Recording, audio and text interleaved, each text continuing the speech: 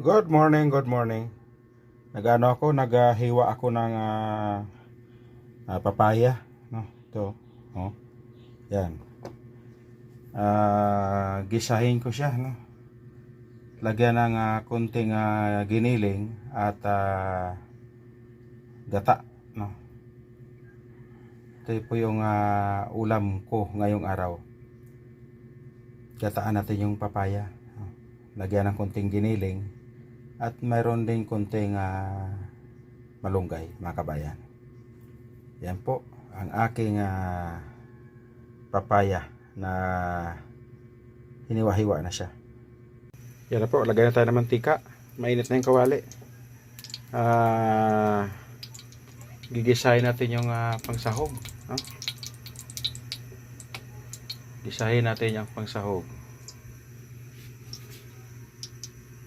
Painitin lang muna natin yung mantika. Ang laki ng kawali na ginamit ko. Akala mo naman napakaraming lulutuin. Oh, init na, mainit na. Butangan na, ibutang tanan na yung ang ahos, oh. Oh. Ara ahos na, ahos. Ahos. Ato anong anuhan ng ano? Kaning sandok ba kay arong dili makuan. Ibutan na po natin ito ng sibuyas. Yan. Sibuyas o ahos. Perteng kahamot. Oh. Sunod kamatis. Yan. Gisahon pa. Murag kauno na ako. Nya giniling atong gisahon kay arong lami gyud kaunon. Naimas.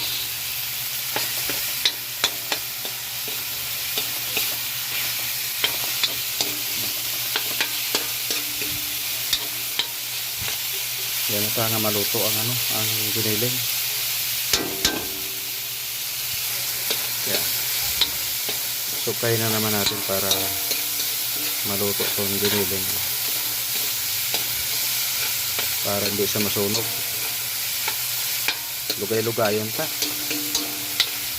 Tingnan nyo kabayan. Perteg lamia. Kahumot. Namahaw na mo nga unta pag humanga ni namahaw ta para aga pa ta makakaon.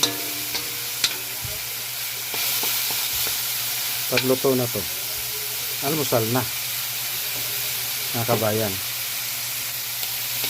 Kanang akong kuan giluto saksak sinagol gid ni oy kay kuan man kanang papaya unya ang sagol kaning kuan giniling ato aning kuan butang nga gata arong lami ko kaunon. Hindi ni siya magnamit kung wala sang gata. Ang kapayas blang nga kagang giniling hindi ni siya magnamit kaya kinahanglan butangan ta gata. Wala tondo sa magluto-luto lutay. Kamusta mga kabayan, magandang araw sa inyong lahat. Nagluluto tayo ngayon ng papaya na may giniling at lagyan natin ng gata. Na ako'y nalimtan katong gata. Nalipat ko magpakal sang gata ba? Kalimtan manako. Insao naman wala tayo masugo kaya ng ako ang kauban kung bata ay tulog pa man.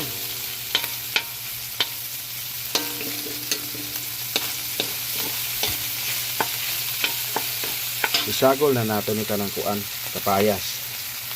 Ilagay natin itong papaya. Ayan Yan.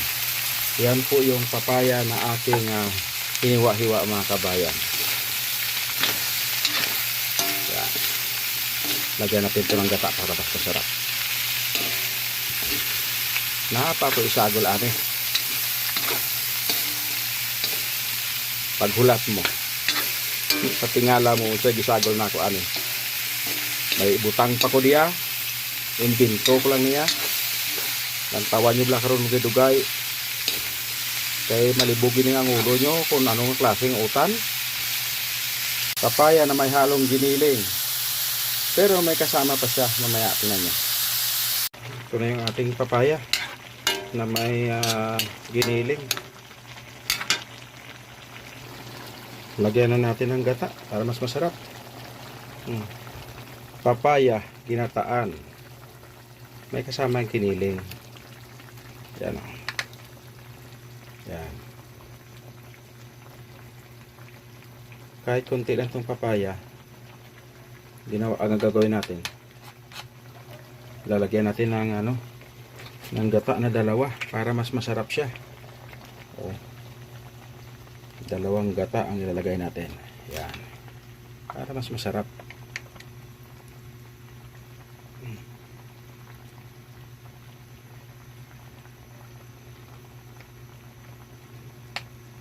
Yan.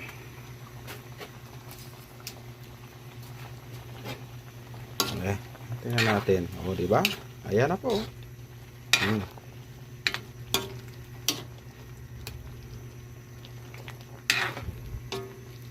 Ginataang papaya. Ha, mayroon akong imbento nito. Alam na alam ko to. O. Comment lang kayo kung anong kagagawan kong ginawa rito at sarili kong mino ito. Dahil yung anak ko kakain ng gulay pero piling-pili. Ngayon ang gagawin ko, lalagyan ko ng itlog na nilaga para mayroon siyang pagpapilian. Medyo masilan kasi yun, kakain lang yun ng mga gulay, piling-pili. Kaya ang ginawa ko, ginataang papaya na may giniling at may itlog. O, di ba? Hindi mo maintindihan kung anong tawag dito. Unsa naman yung taon, oy.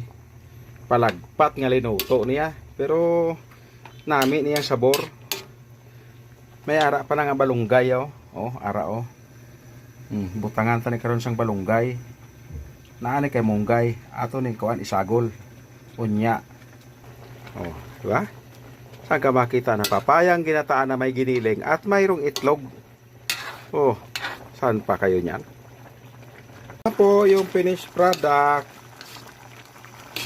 ginataang papaya na may giniling, may itlog at may malunggay.